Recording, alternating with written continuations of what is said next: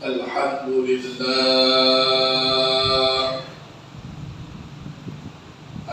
لله رب العالمين أرسل رسوله بالهدى ودين الحق ليظهره على الدين كله ولو كره المشركون أشهد أن لا إله إلا الله وحده لا شريك له الحق الملك المبين وأشهد أن محمدا عبده ورسوله صادق الوعد العديد أما بعد فيا عباد الله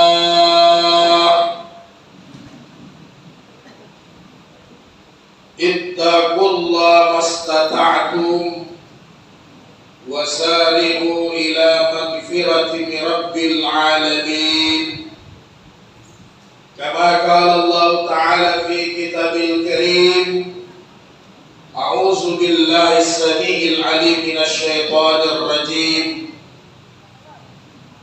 يا أيها الذين آمنوا اتقوا الله حق تقاته ولا تموتن إلا وأنتم مسلمون وقال أيضا وما أمروا إلا ليعبدوا الله مخلصين له الدين حنفاء ويقيموا الصلاة ويؤتوا الزكاة وذلك دين القيمة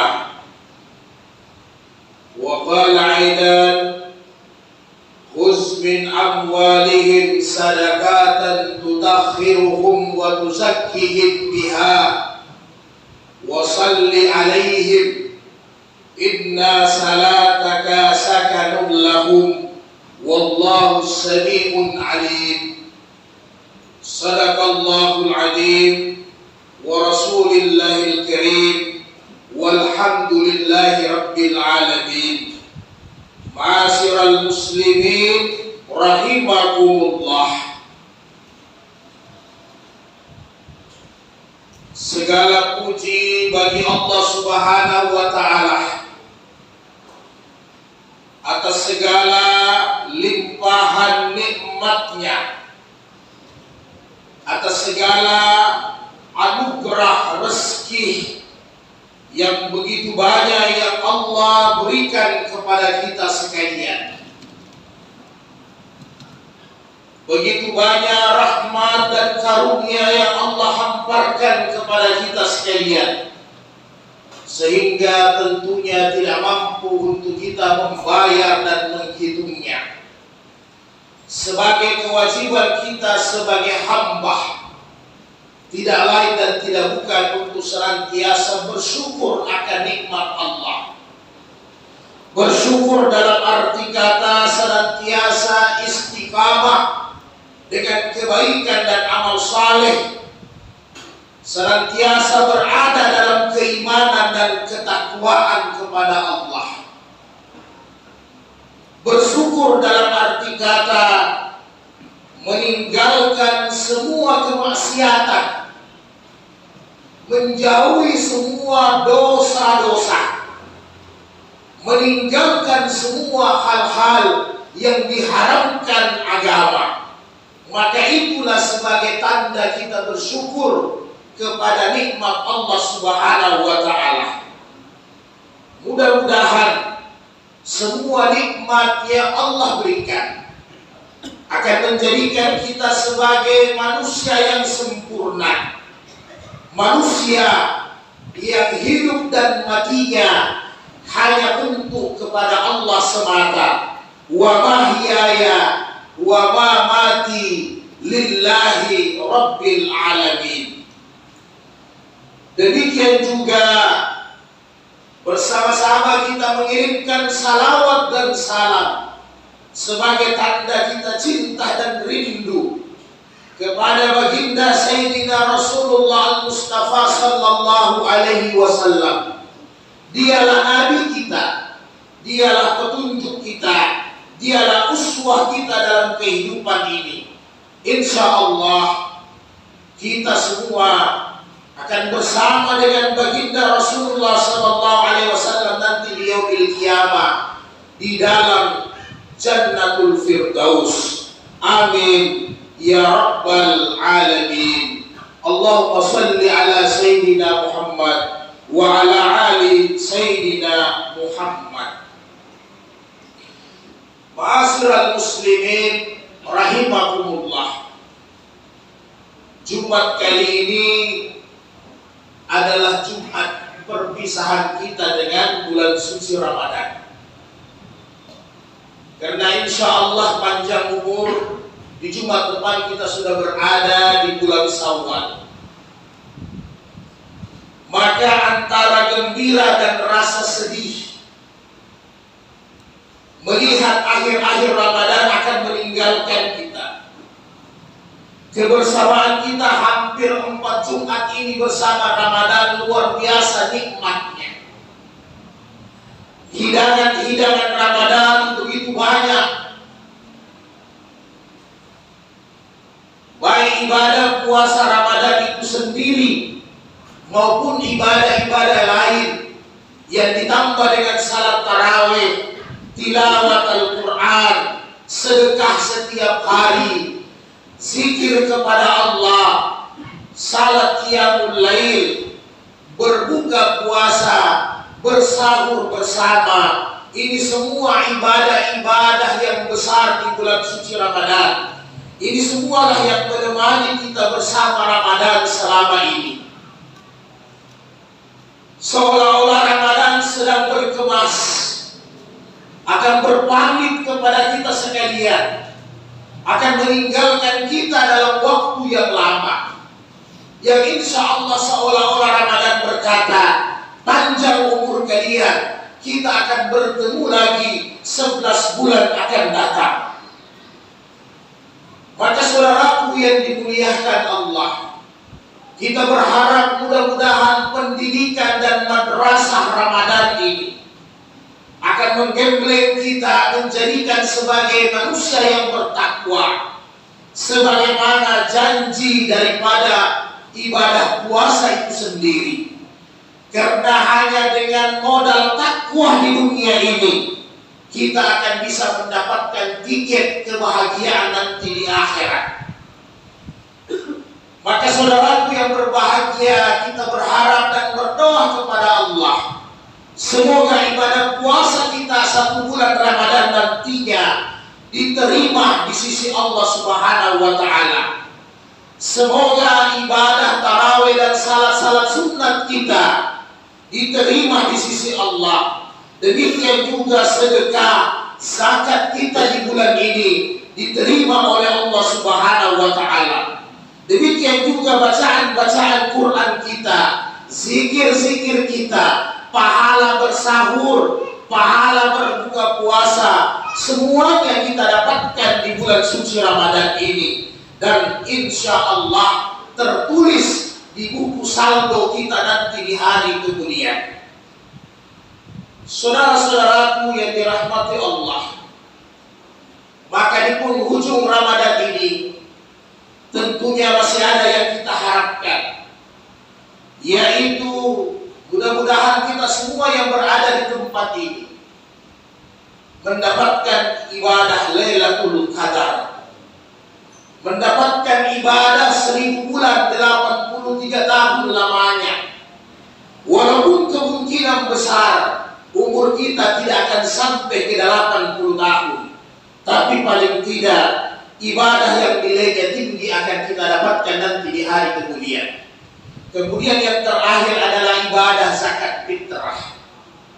Jangan sampai kita lupakan di bulan suci Ramadan ini. Karena kebiasaan saudara-saudara kita di penghujung bulan puasa mendekati Lebaran, semua kita sibuk dengan persiapan-persiapan Lebaran yang luar biasa. Walaupun pada hakikatnya itu tidak pernah diperintahkan oleh agama, tapi itulah kecenderungan dan godaan dunia yang senantiasa bersama kita. Padahal jauh-jauh hari sebelumnya Rasulullah telah mengingatkan kita bahwa yang disebut itu lebaran bukan berpakaian baru, kata Nabi. Yang disebut itu lebaran bukan menyiapkan makanan-makanan yang lezat, bukan mengganti perabotan-perabotan yang mahal. Tetapi hakikat lebaran, kata Nabi, adalah bagaimana keimanan dan ketakwaan masuk di dalam lubuk hati kita. Bagaimana ketakwaan ini akan terbawa sesudah bulan suci Ramadan. Itulah hakikat daripada hari raya Idul Fitri. Maka jangan sampai kita terlupakan dengan kesibukan-kesibukan sehingga lupa menunaikan zakat fitrah, lupa menghitung zakat mal, pendapatan, perdagangan dan sebagainya. Maka ini yang harus kita bersihkan sebelum masuknya Idul Fitri yang disebut dengan hari suci. Tentunya harta kita suci, pekerjaan kita bersih, diri kita bersih dari dosa dan keburukan. Itulah hakikatnya Idul Fitri. Rasulullah SAW bersabda dalam hadis-hadis sahihnya. Kata Ibnu Umar, Rasulullah bersabda, farada Rasulullah SAW an zakat al-fitr. Rasulullah mewajibkan zakat fitrah di akhir Ramadan kepada al-hurri wal abdi, orang yang merdeka maupun budak, zakari wal unsa, laki-laki maupun perempuan, sagir wal kabir minal muslimin, anak kecil maupun orang dewasa, semua kaum muslimin, baik laki-laki dan perempuan, kecil atau besar, wajib menunaikan zakat fitrah di akhir Ramadan. Kemudian wa amara an tuwaddi, kami diperintahkan Nabi untuk mengeluarkan zakat fitrah qablal khurujin nasa ila shalah, sebelum manusia, sebelum kita pergi melaksanakan salat Idul Fitri. Itulah batas akhir untuk mengeluarkan zakat fitrah kita. Apabila zakat fitrah dikeluarkan setelah salat Idul Fitri, maka itu dinilai sebagai sedekah, sehingga kita meninggalkan kewajiban yang besar, yaitu zakat fitrah adalah kewajiban sebagaimana ibadah Ramadan. Zakat fitrah kewajiban sebagaimana salat 5 waktu. Maka dosa besar yang akan kita dapatkan, saudara-saudaraku yang berbahagia. Tidak jarang seseorang kita melihat ketika hari Lebaran semua serba baru, semua serba indah, semua serba lezat, tetapi tidak mengeluarkan zakat, tidak membersihkan pekerjaannya, tidak membersihkan hartanya, maka ini tidak ada apa-apanya di sisi Allah Subhanahu wa Ta'ala. Bukankah Allah Subhanahu wa Ta'ala berfirman dalam Al-Quran, "Khudz min amwalihim sadaqatan." Ambillah wahai Muhammad, perintahkan kepada umatmu untuk mengeluarkan zakat fitrah, untuk membayar zakat malnya, tutahhiruhum wa tuzakkihim biha, agar diri mereka bersih, agar hati mereka suci, agar pekerjaan mereka itu bersih, tidak tercampur aduk dengan barang-barang yang kotor. Wasalli alaihim, kemudian doakan mereka. Inna salataka sakanun lahum, sesungguhnya dengan doamu itu akan menyenangkan dan mententeramkan hati mereka. Wallahu sami'un alim, Allah Maha mendengar dan Allah Maha mengetahui. Allah memerintahkan kita untuk mengeluarkan, membersihkan diri kita, membersihkan harta kita. Diri kita dibersihkan selama 1 tahun dengan zakat fitrah, harta kita dibersihkan dengan zakat mal. Saudara sekalian, maka Rasulullah SAW memerintahkan, kata Abu Sa'id Al-Khudri, nukhriju an zakat al-fitr, kami mengeluarkan zakat fitrah min ta'amin, dari makanan pokok, au syair, dari gandum, au tamrin, dari korma, au zabib, dari anggur, dan makanan-makanan pokok yang lain, dengan jumlah 1 sah banyaknya, kurang lebih dikonversi dengan kita 3 kilo atau 2,5 kilo. 3,5 liter makanan pokok kita. Demikian juga apabila dikonversi dengan uang sebagaimana Abu Hanifah membolehkan, maka konversilah dengan harga makanan tersebut. Ini semua untuk membersihkan diri kita selama 1 tahun lamanya. Berapa jumlah 2,5 kilo dibandingkan rezeki yang Allah berikan kepada kita selama 360 hari. Setiap hari kita makan 3 kali 1 hari. Rata-rata taruhlah 1 hari kurang lebih 1 kilogram kita konsumsi beras. Berarti dalam 1 tahun kurang lebih 360 kilo kita konsumsi beras masing-masing per jiwa. Dari 360 kilo, Allah hanya meminta sebagai pembersih diri 2,5 kilogram. Tidak ada apa-apanya saudaraku yang berbahagia. Demikian juga Allah memerintahkan kepada kita sekalian untuk membersihkan harta kita. Karena sesungguhnya kata Nabi, di antara harta kalian ada hak milik orang lain. Apabila kalian membersihkan harta, maka harta yang akan menjaga kalian. Tetapi apabila kalian tidak membersihkan harta, maka kalian sibuk untuk menjaga harta, sibuk memikirkan harta, tidak ada batasnya sampai mulut ini tertutup dengan tanah, kata Nabi. Maka bersihkanlah penghasilan kita, bersihkanlah pendapatan kita. Berapa yang Allah minta? Sedikit sekali saudaraku yang berbahagia. Setiap hari Allah memberikan kita rezeki, setiap bulan Allah memberikan kita gaji, upah lewat pekerjaan dan profesi kita masing-masing. Yang Allah minta hanya 2,5%, tidak ada nilainya. Apabila saudara-saudara sekalian punya pendapatan setiap bulannya kurang lebih 10 juta, berarti 1 tahun kurang lebih 120 juta.